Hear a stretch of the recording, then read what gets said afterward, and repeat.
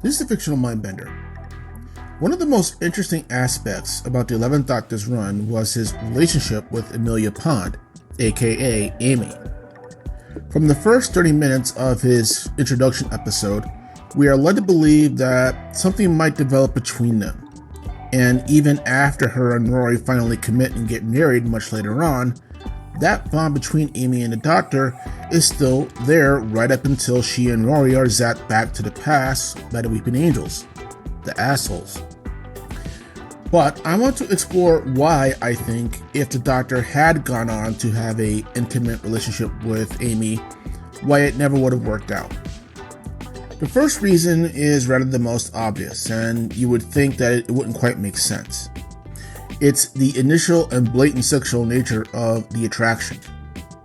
Doctor Who is no stranger to more than its fair share of gorgeous companions throughout the years, as we all know, with the idea of him actually considering one explored with Doctors 9 and 10's relationship with Rose Tyler. And it's later implied in the 11th Doctor's later years that him and Clara were definitely attracted to each other, but the nature of the relationship was pretty much just flirting and thrill-seeking rather than consummating any kind of physical relationship. However, the difference with Amy, initially at least, was the aggressive and provocative way she went about her attraction to the Doctor. The blatant way she practically demanded a hookup from him in a deleted Doctor Who short was unheard of before or since any of the Doctor's companions. Even her daughter, River Song, who was also upfront about her sexuality, was still much more subtle about how she went about it than her mother was. And yes, I know exactly what the implication here is, and I'm not going to go there. That's just what happens when you fuck with time and space. Anyway, the reason why this would not work isn't because the Doctor wasn't interested. Because according to the Dreamlord, a psychic manifestation of the Doctor's darker impulses, he was. But that it would be a passionate, sex-fueled, time-traveling fling that would burn itself out at some point. Though, it's also arguable that Amy at that point in time might not have minded it. The 11th Doctor's age and sense of time and space means that anything happening between him and Amy would be a flicker at best to him, a brief second in his life, if even that. His centuries of self-awareness of who he is and the many people that he's been would catch up to him basically and alienate him from her so that any sexual desire would eventually disappear, arguably rather quickly too, given how ever time and space works with him. The second reason a Doctor/Amy relationship would never work is because of the Doctor's darker nature. Drop all of it. I know who you are. Of course you don't. Of course I do. No idea how you can be here, but there's only one person in the universe who hates me as much as you do. Never mind me.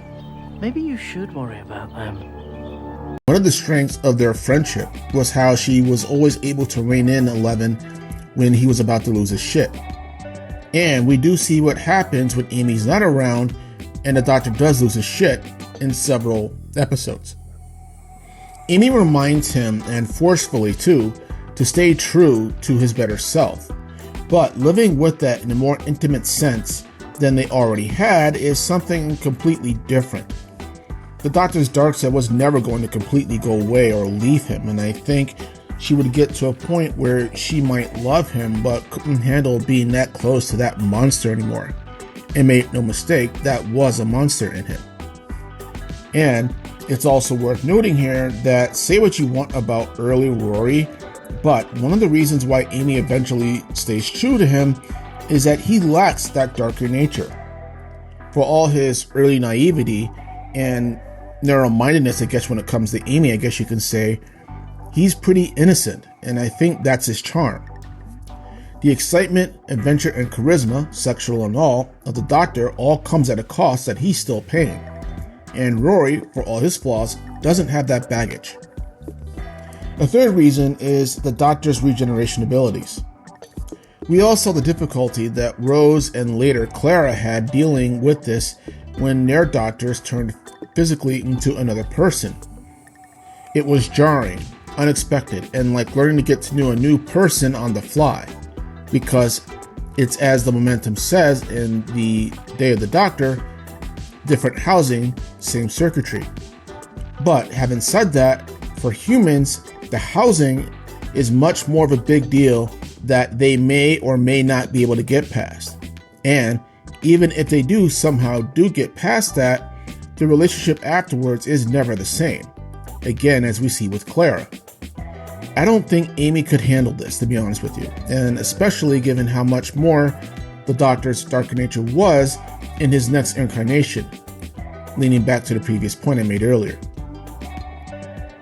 And the fourth and final reason that a Doctor-Amy relationship would never work out is that despite having an attraction to Amy, the Doctor at heart still sees her as the little girl he met one night when he crashed his TARDIS into her backyard and shared fish fingers and custard with her. In fact, again bringing up an earlier point, this is the very reason she was able to control the Doctor's darker nature. Early 11 may be 907 years old, but his approach to life is still very childlike. He connects very much with children because he needs their point of view to move forward and to get that spark of life that he needs just to move on in his life, period. And also to not let the darker impulses take him over. And it's when he loses Amy and Rory that 11 becomes much more darker and yet, ironically, also more mature. In fact, the 11th Doctor may not be able to even have sex with Amy because of that single point. It's too cringy to even think about, let alone consider. And Amy wouldn't get this point of view nor understand it. And in fact, she has never got it.